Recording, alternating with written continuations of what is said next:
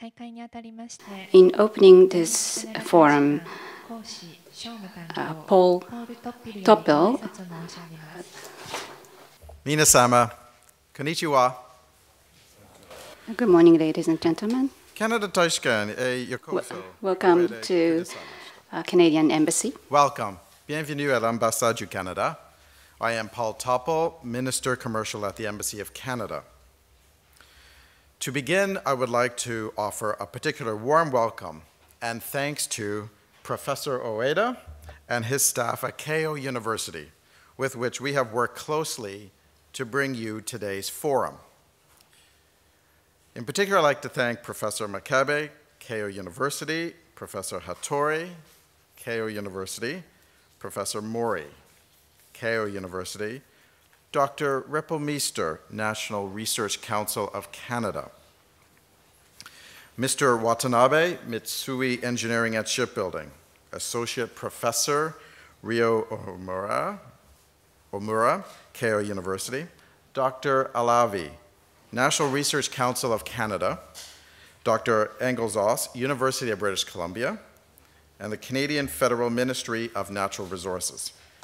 We are indeed grateful for your willingness to share with us your expert knowledge and experiences in Hydrates today.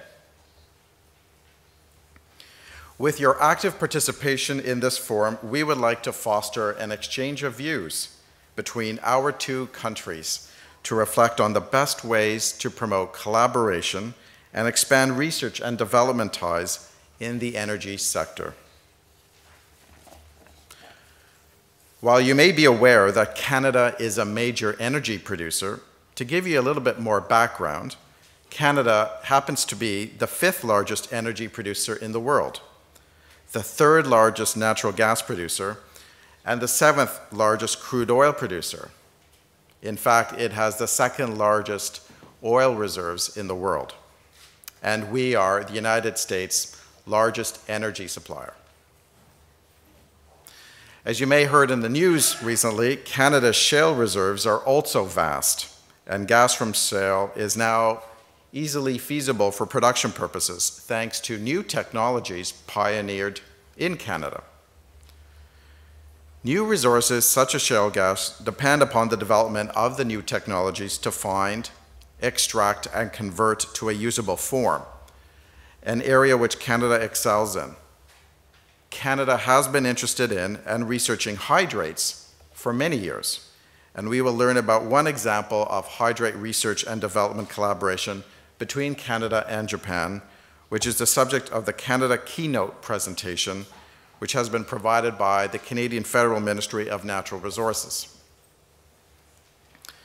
This seminar is the result of an ongoing dialogue between Keio University, the Embassy of Canada, and interested Canadian parties that precedes the earthquake of March 11th.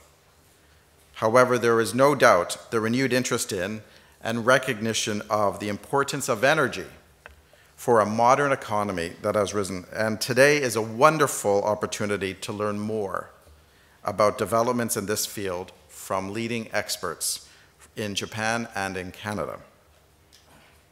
It is our hope that through this forum that new contacts will be made, new opportunities discussed, and the groundwork laid for new collaborations between Canada and Japan. There is much we can do to strengthen our energy relationship. As Canada and Japan are completing a joint study on an economic partnership agreement, perhaps this is the right time to explore forging even closer ties with respect to the energy sector. When our prime ministers met at the G8 in France earlier this year, they committed to completing this joint study as soon as possible. Especially at a time of heightened political risk and changing patterns of global trade that threaten the secure and safe supply of key resources, closer Canada-Japan ties could contribute to Japan's energy security. To realize that goal, we actually need your support. Politicians naturally respond to the voices of their constituents, and so it is crucial to convey your support to them and to spread the word among your networks that a Canada-Japan closer economic partnership is beneficial. I do hope we can count on your assistance and cooperation in the months ahead. The morning sessions will feature the keynote presentations, and the afternoon sessions will feature the latest Hydrate research. We hope that you can stay with us for both the morning and afternoon sessions, and the Embassy of Canada looks forward to continuing to promote partnerships between Canada and Japan. Also, by staying here, you'll also avoid the typhoon. Finally, please let me extend on behalf of the Canadian Embassy and the people of Canada our heartfelt condolences to those who have suffered during the events that tragically struck Japan on March 11th. The Canadian Embassy was steadfast in its support to the people of Japan during this time, the people who through their own resolve and courage gave us the strength here at the Embassy to stay here in Tokyo, operating on a 24/7 schedule, safe in the knowledge that our efforts to provide aid and assistance to the people of Japan were of the utmost importance. Canada is confident that the courage and discipline and resilience of the Japanese people will enable them to overcome the daunting challenges that lie ahead. And of course, you can always count on Canada to be there for Japan, to continue to offer the assistance as Japan continues with its remarkable recovery and reconstruction. Thank you. Merci. Arigatou gozaimashita.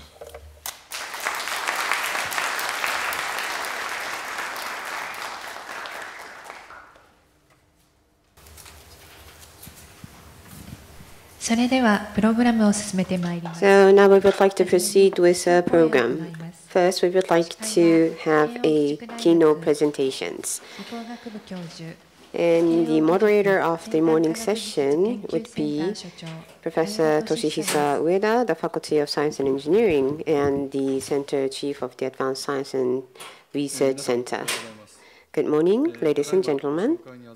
Thank you very much for introduction. I am Ueda, and I'll be serving as the facilitator for the morning session. And we have been concerning about the impact of the typhoon, but thank you all for coming and joining us. So now we would like to move on to the keynote presentation. The first presentation will be made by Professor Toshiaki MAKABE, the Vice President of Keio University, and his title is Toward Interdisciplinary Energy Research. Good morning, ladies and gentlemen. My name is MAKABE from Keio University. And the reason why I joined this forum today is that I'm from the Science and Engineering faculty. My specialty is not in the energy area. However, when we consider about Japan and the global situation, there are so much issues relating to the energy. So I would like to talk from that perspective. First of all, I would like to thank all of you, all these many participants who come in the typhoon. And today's Energy Forum has been co-hosted by Embassy of Canada in Japan and Keio University. So I would like to show my deepest gratitude for the people in the Embassy of Canada. Perhaps not all of you would know about Keio University. It's one of the biggest private university in Japan, but I would like to talk about the history of an outline of the Keio University. 153 years ago, in Edo, in Tsukiji, Yukichi Fukuzawa had started his small private school. Currently, from elementary school to the graduate school, in each school there are, in total, there are 30,000 students. And there are 10 faculties in university, 29,000 undergraduate students, and 3,100 postgraduate students, and 2,800 PhD students. As university, we have 1,600 full-time teachers, and the so-called researchers are about 500, and 1,600 part-time teachers. With these organizations, we are responsible for the education in our university. In my position, in 2010, R&D expenditure is 28 billion yen. And for the past 5 years, R&D fund had actually been increased 1.4 times.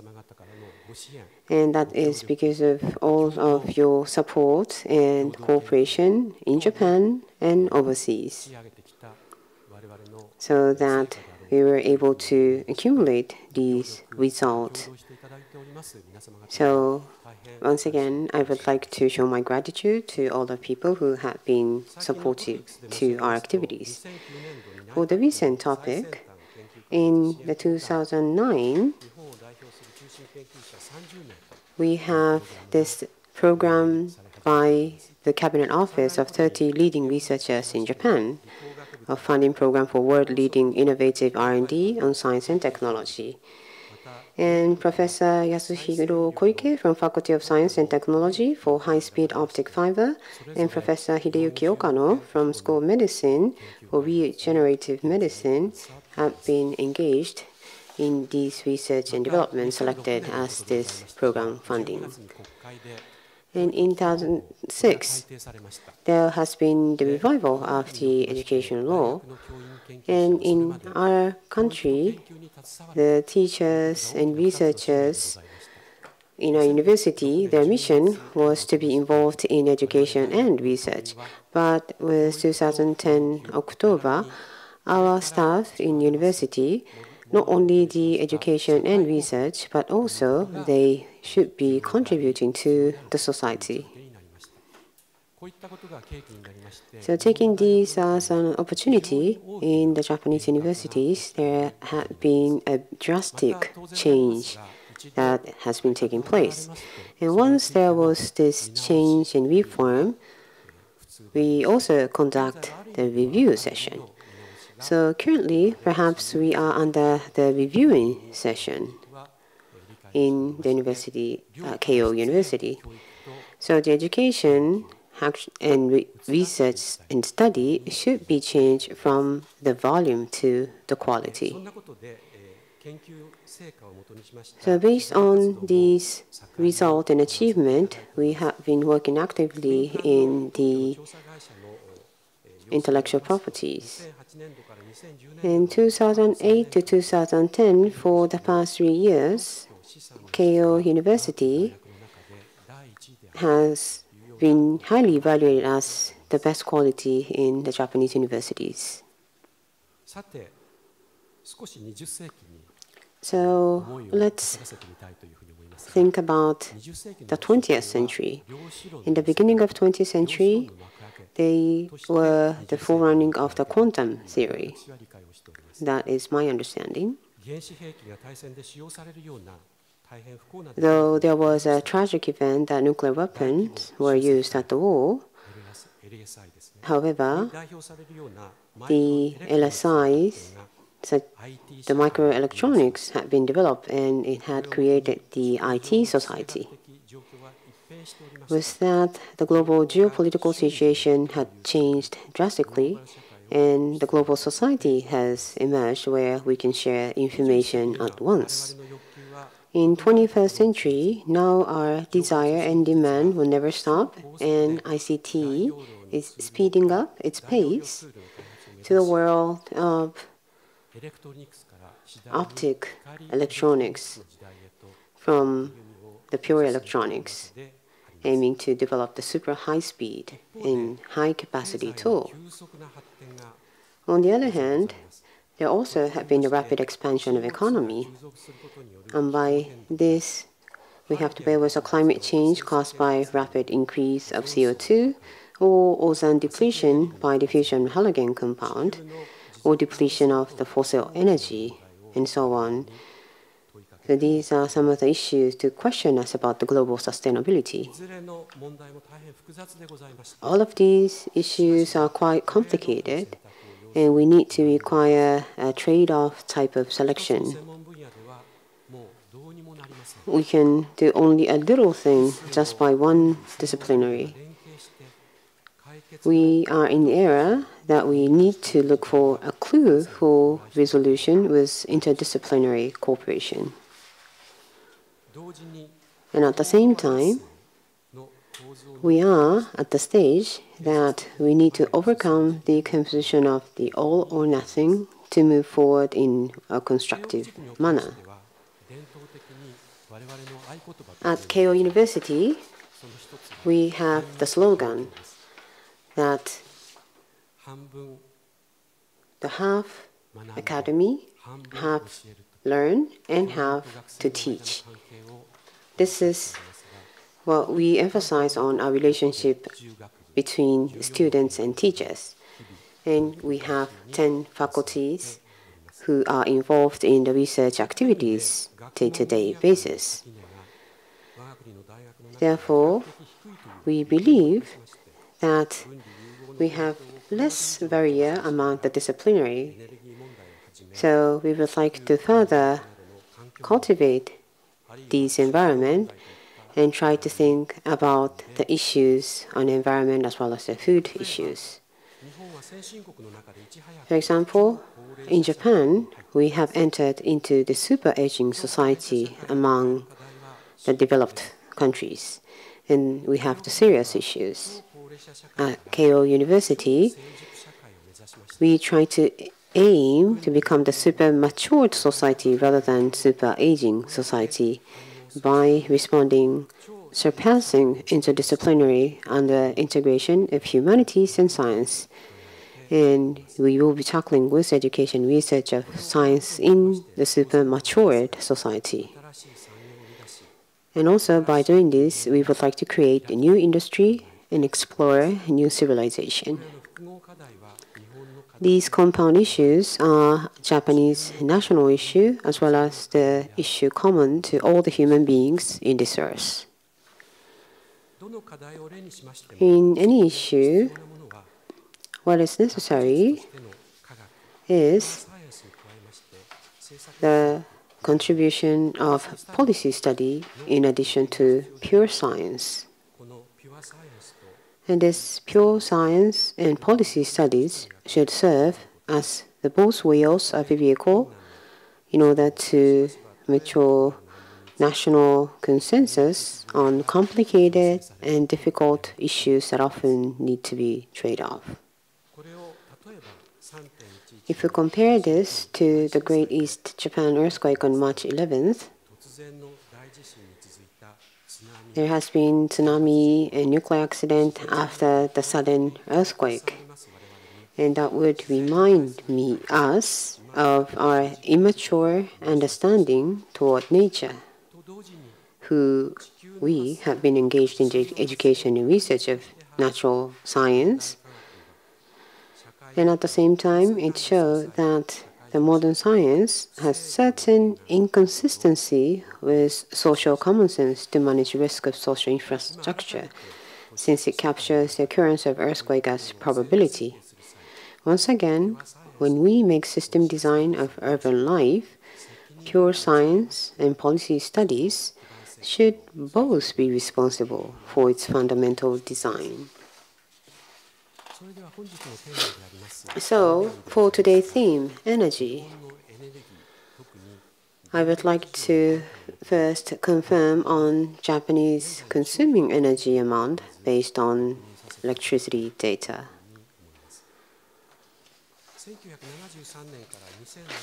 From 1973 to 2007, for 34 years, energy consumption in commercial area has grown 2.5 times.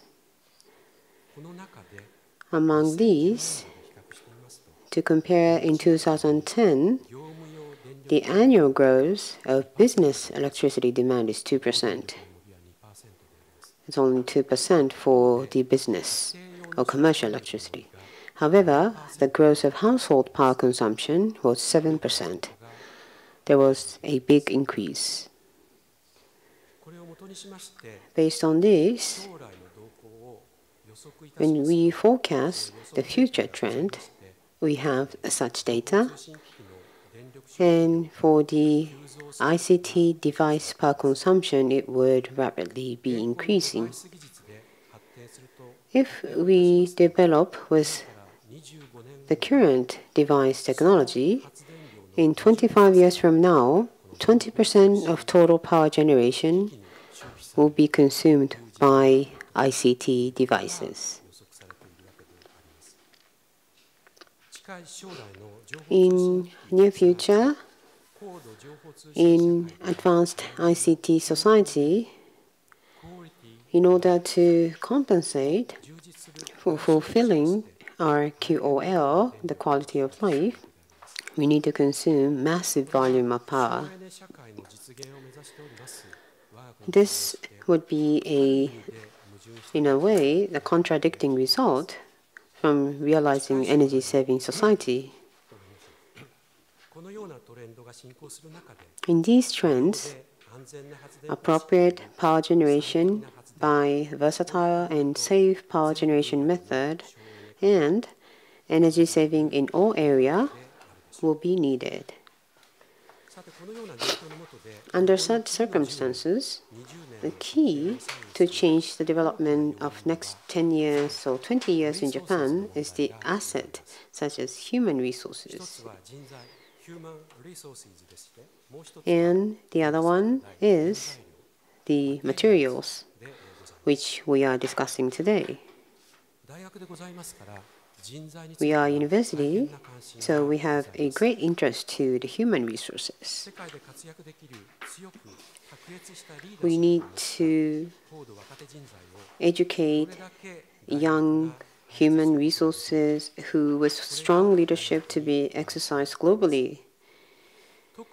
And it has been questioned to us on how human resource development should be in the science graduate schools and diversity of human resources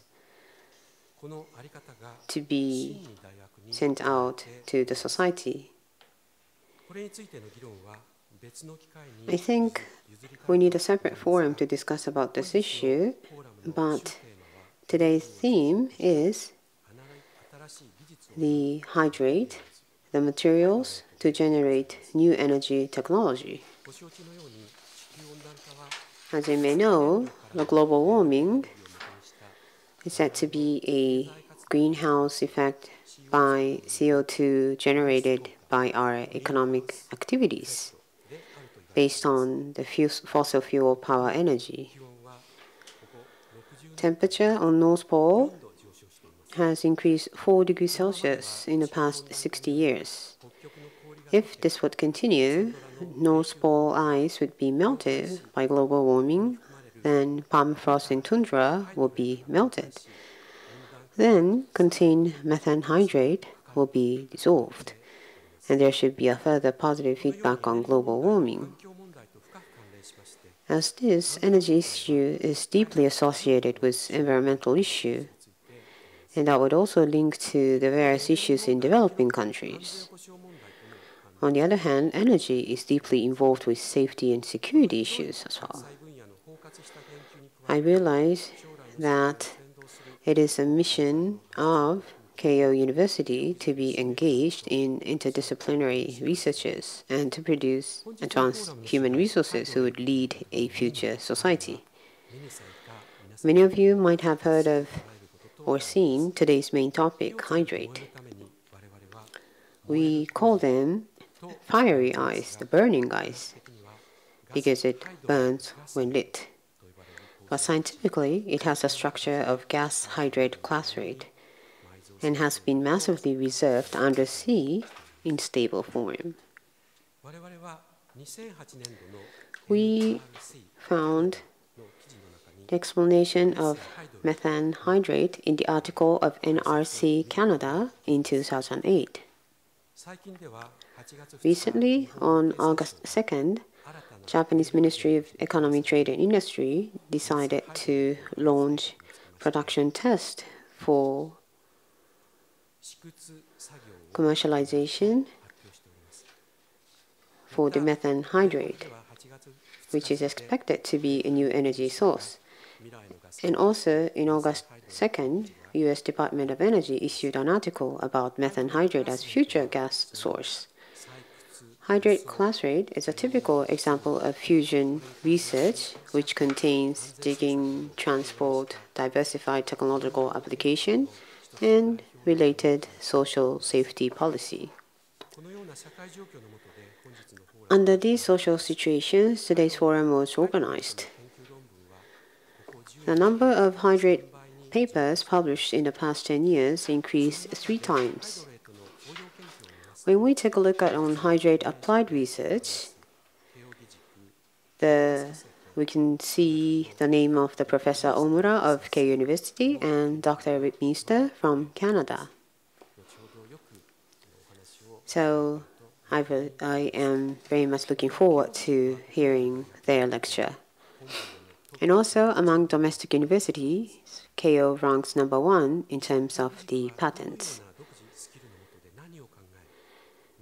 So we would like to share with you today what we, Keio University, think under this unique skill and what we are thinking to study and propose. And if possible, we would like to have your feedback and to exchange opinions.